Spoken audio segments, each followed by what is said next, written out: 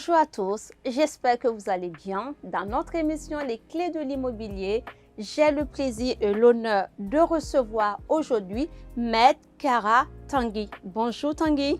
Bonjour Vassia, bonjour à toute l'équipe et merci. Tanguy, est-ce que vous pouvez nous présenter votre parcours? Je suis maintenant avocat depuis 10 ans, spécialisé principalement en droit de l'immobilier, droit des affaires, et installé au Canet depuis le début de l'année. Et donc je crois qu'aujourd'hui nous allons aborder une thématique très intéressante qui me tient à cœur. Tout à fait.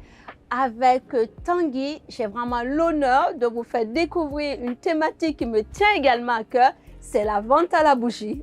Tanguy, qu'est-ce que c'est que la vente à la bougie? Oui, Vassia, alors tout à fait. La vente à la bougie est une vente qui vient de la tradition romaine et qui est reprise principalement dans les ventes amiables à la chambre des notaires et qui sont donc organisées par des notaires.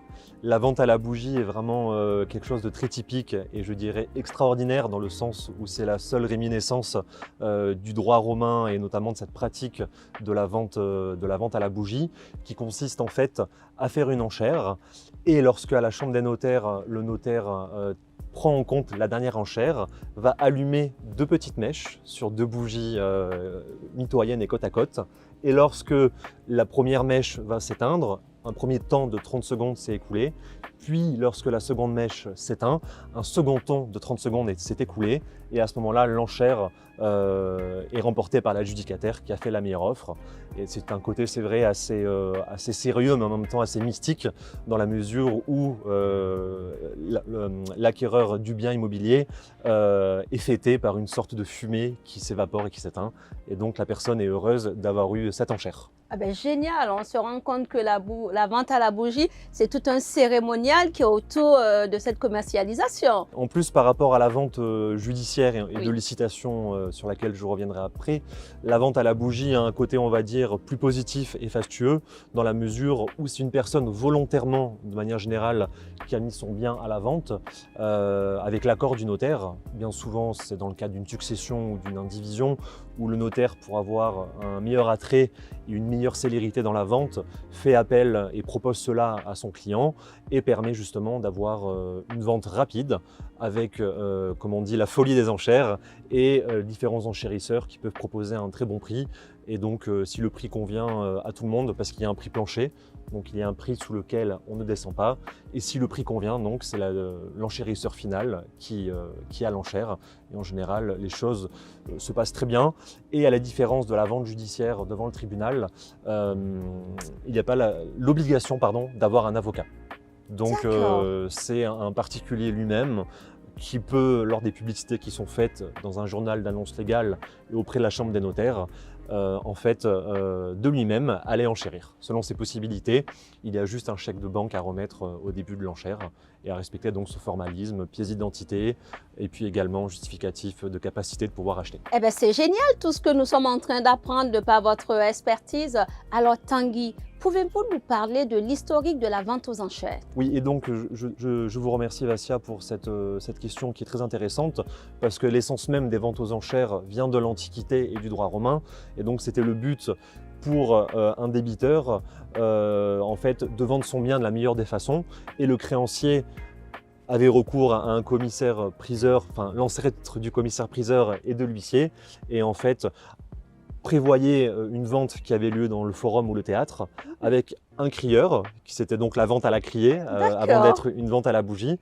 Et ça permettait de définir les conditions avec un cahier des conditions de vente du bien et également d'avoir toute une procédure qui était bien précise pour aboutir à la vente aux enchères d'un bien.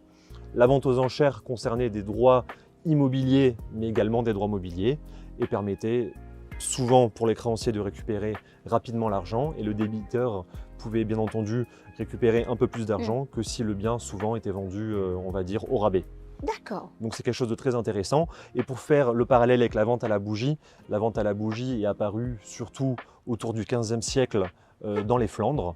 Et donc cela nous permet d'avoir cet historique qui nous Oui. mène aux ventes aux enchères d'aujourd'hui. Eh ben, c'est génial d'avoir l'histoire de la vente aux enchères et de voir comment est-ce que ça se passait dans l'Antiquité et surtout ce côté, le crieur qui à fait. mettait en place, ça devait être tout un cérémonial et ça c'est vraiment génial de le savoir. Tanguy, depuis que je vous écoute, une question me vient à l'idée. Comment un débiteur se retrouve aux enchères dans les tribunaux? Oui, alors Vassia, c'est quelque chose souvent de problématique et de beaucoup moins comment dire, appréciable que dans la vente amiable à la chambre de notaire que je vous ai décrite, dit vente à la bougie, car la vente au tribunal est une vente par adjudication, donc c'est une vente forcée. C'est-à-dire qu'un débiteur va devoir de l'argent, par exemple, à une banque, un syndic de copropriété, un mandataire judiciaire dans le cadre d'une liquidation, et le créancier qui ne peut plus attendre va saisir un avocat, qui est donc l'avocat du créancier poursuivant, qui lui-même va mettre en place un certain nombre d'actes et de diligences, notamment un commandement de payer et une assignation si le commandement de payer n'est pas rapidement respecté voilà, dans la date et les termes, qui va nous mettre dans une procédure de saisie immobilière devant le tribunal, où en fait ça va pouvoir être tous les justiciables et tous les particuliers qui, par l'intermédiaire d'un avocat, vont pouvoir se porter acquéreurs si le bien leur correspond. Très bien. C'est génial d'avoir cette précision et la différence entre les deux. Tanguy, pour avoir une palette beaucoup plus précise, en tant que particulier, comment est-ce qu'on peut enchérir un bien au tribunal? Alors oui, Vassia, c'est quelque chose, on va dire, de très simple et souvent j'ai des clients qui se posent la question pour enchérir au tribunal parce que bien souvent les gens ne connaissent pas la matière et ont l'impression que c'est quelque chose de très compliqué, alors que pas du tout. Avant la vente aux enchères, qui est donc souvent le jeudi matin, même toujours le jeudi matin grâce à 9 h, vous avez des publicités légales qui sont faites dans des journaux d'annonces légales, notamment par exemple Nice Matin ou La Tribune, ce qui sont les plus connus. Et dans ces deux journaux, nous avons les dates de visite.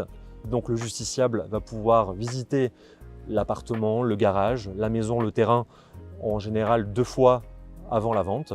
Et après, c'est très simple, il suffit d'aller voir son avocat, de lui remettre une carte d'identité, également un pouvoir avec l'enchère limite et maximale sur laquelle l'avocat peut porter le bien, le chèque de banque, le fameux chèque de banque qui doit être de 10% de l'enchère et notamment dans la limite de 3 000 €. D'accord. Et in fine, il y a une différence à faire également avec les marchands de biens qui, eux, doivent remettre, on va dire, un cabis et leur statut et également la carte d'identité du gérant pour pouvoir enchérir donc aux enchères avec leur avocat qui est présent. L'enchère en général dure 1 minute 30 minimum, mais bien souvent l'enchère peut durer 5, 10, 15 minutes suivant la passion des gens et également les enchères qui parfois sur un bien qui peut commencer à 20 000 € peut se vendre pour un T2 par exemple entre 200 et 400 000 € suivant le lieu, les capacités bien entendu et l'entrain des gens et la dynamique de la salle, tout à fait.